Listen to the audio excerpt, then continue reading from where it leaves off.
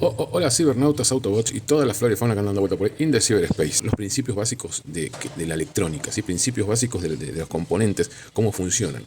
Obviamente que no podemos profundizar mucho en el tema porque necesitaríamos mucho tiempo, es mucho cálculo, hay que saber electrónica de verdad, ¿sí? Entonces, para que nosotros nos sirva, porque somos mecánicos, tenemos que empezar con aquellos conceptos de cómo funciona. Y con eso les va a ir muy bien. Cuando doy los cursos, muchos me dicen, mira, yo soy avanzado en esto de la electrónica. ¿Me va a servir el curso?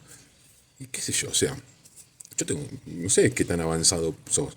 O sea, la mayoría de los que me han dicho que eran avanzados, estos conceptos no los entendían. Sí, los utilizaban en el día a día porque sabían que esto funcionaba así, entonces lo usan y de alguna manera van sacando los trabajos.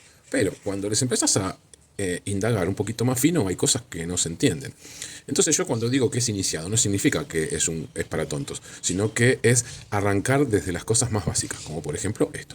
Entonces, uno de los conceptos que tenemos que tener es que nosotros dentro del vehículo vamos a estar trabajando con dos tipos de corriente principalmente, ¿sí? Principalmente. Una que es la corriente continua y otra que anda dando vuelta por ahí, que es la corriente alterna y que normalmente sale del alternador, ¿sí? Entonces, corriente alterna, ¿sí? Ahora después vamos a ver un poquito en detalle de qué se trata y por qué nosotros necesitamos de esta corriente para lo que es la electrónica, que es lo que nosotros ahora nos está interesando, ¿sí?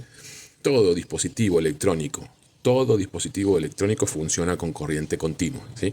Si le ponemos corriente alterna, lo rompemos o no anda, ¿sí? Entonces, todo dispositivo electrónico funciona con corriente continua. Normalmente la corriente continua la vamos a estar, el símbolo de corriente continua es este que está acá, ¿sí?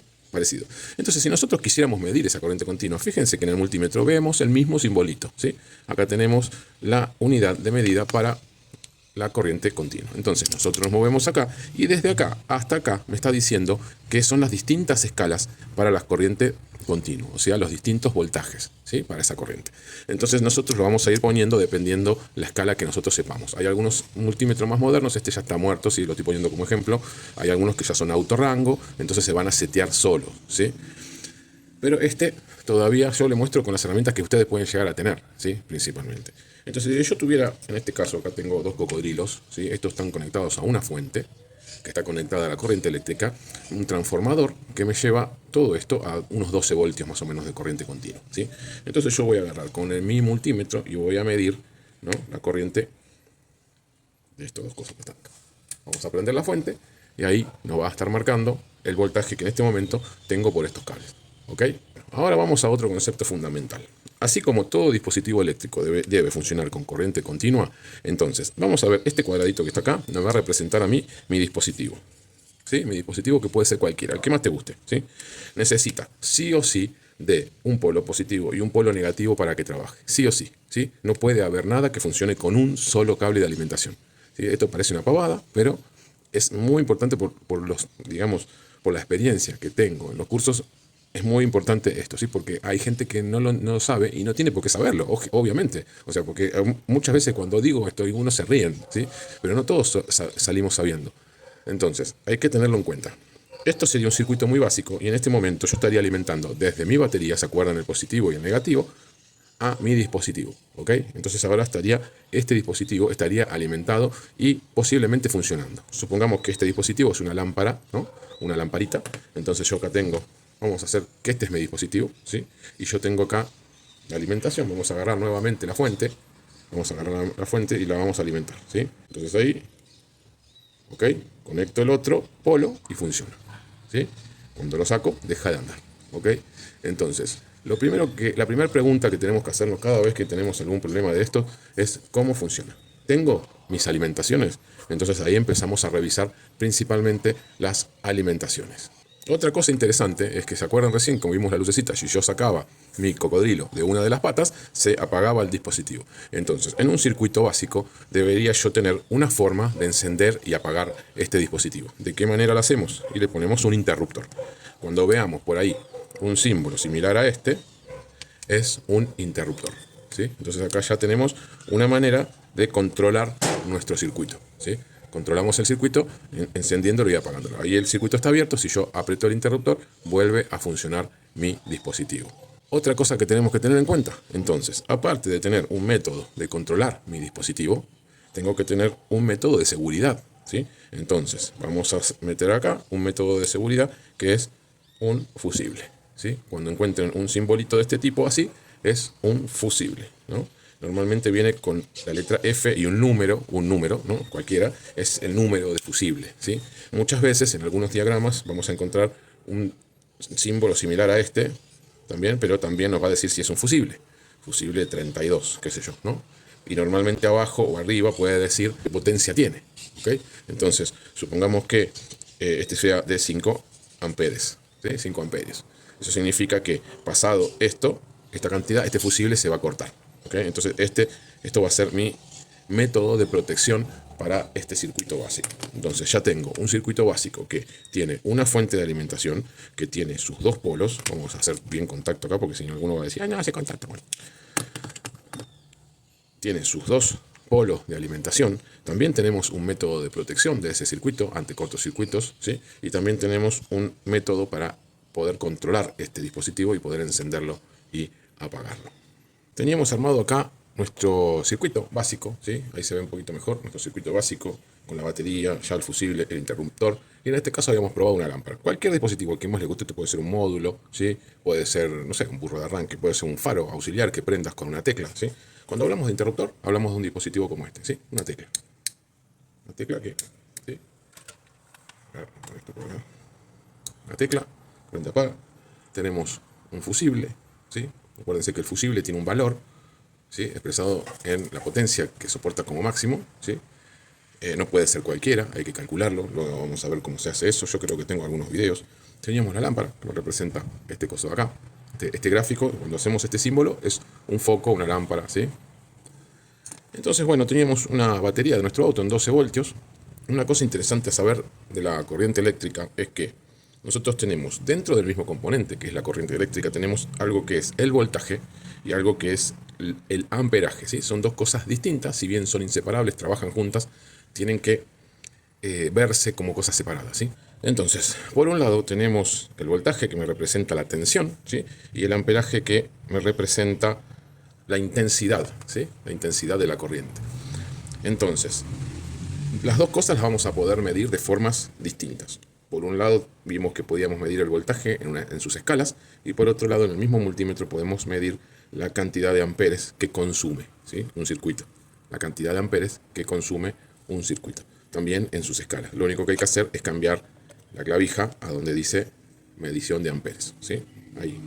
Entonces, de esa manera vamos a poder medir qué consume un circuito. O sea, un circuito, cuánto me está consumiendo, cuántos amperes está consumiendo. En realidad, bueno, la relación que hay entre las dos cosas se mide en watts. O sea, ¿vieron cuando, por ejemplo, tenemos una lámpara de alta-baja donde tiene 60 watts para alta y 55 para baja? O sea, me representa el consumo en watts, ¿sí? Es la relación que existe entre estas dos cosas. Vamos a representar esto físicamente. Vamos a representarlo, vamos a hacerlo. Bueno, vamos a representar este circuito físicamente para que se entienda mejor todavía. Entonces teníamos estos dos cables, me representan la batería del vehículo, ¿sí? Acá yo tengo 12 voltios en polo positivo y el polo negativo, ¿ok? Después tengo el fusible, ¿sí? Un fusible de 3 amperes, chiquitito. Obviamente que no está calculado ni nada, ese es lo más chiquito que tenía. Tenemos en la tecla, ¿sí? O el interruptor. Y tenemos un dispositivo a hacer funcionar, que en este caso es una lámpara. Como vimos anteriormente, si yo ponía esto acá y este acá, ¿sí? Lo hacíamos andar. En este caso, no me importa la polaridad porque tengo como dispositivo una lámpara. Y una lámpara no tiene, esta de filamento, no tiene polaridad. Si fuera una lámpara de LED, sí, porque el LED es un diodo, entonces sí tiene su polaridad. Pero en este caso no tiene polaridad, porque es un filamento, entonces no importa de qué lado ponga el positivo y el negativo, la corriente va a circular igual y me va a hacer que se caliente el filamento y sea incandescente y en ese caso haga encender la lamparita. Entonces, otro tema a tener en cuenta, si yo puedo cortar cualquiera de los dos cables, ¿sí? Puedo interrumpir tanto el positivo como el negativo y es exactamente lo mismo, ¿ok? Si yo quisiera poner esta tecla, ¿sí? Podría intercalarla tanto en el positivo como en el negativo. En cambio, el fusible es lo mismo, ¿sí? Pero lo único que por una cuestión de seguridad, siempre el fusible va del lado positivo y lo más cercano a la fuente de alimentación posible. Ya es una cuestión de seguridad, ¿sí? Entonces, vamos a armar este circuito.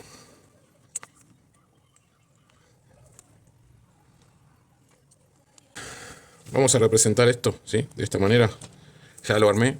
Entonces, ahí acabo de armar el circuito. Es un circuito recontra básico, ¿no? Pero bueno, tenemos en el polo positivo, puse el fusible, ¿sí? Directamente hacia una de las patas de la lámpara. La otra pata de la lámpara la llevo al interruptor por negativo, corto por negativo. Se podría haber cortado por positivo, pero corto por negativo para que se vea el ejemplo, ¿sí?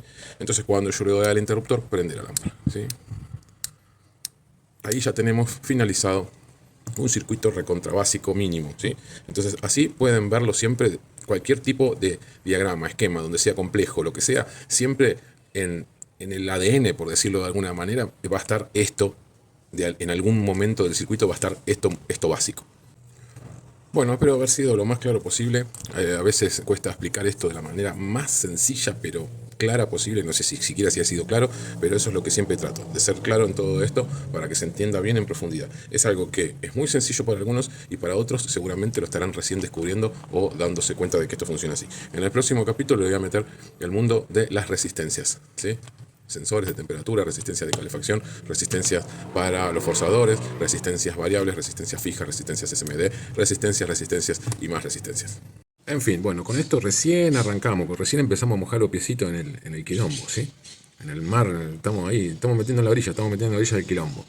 Así que todo esto es lo que vemos en el curso, por eso es que es intensivo de un día, para poder entender todos estos principios de la electrónica, todos, no solamente de este, sino que también el electromagnetismo, el efecto electromagnético y demás temas que hacen al uso diario de sensores dentro de vehículos, ¿sí?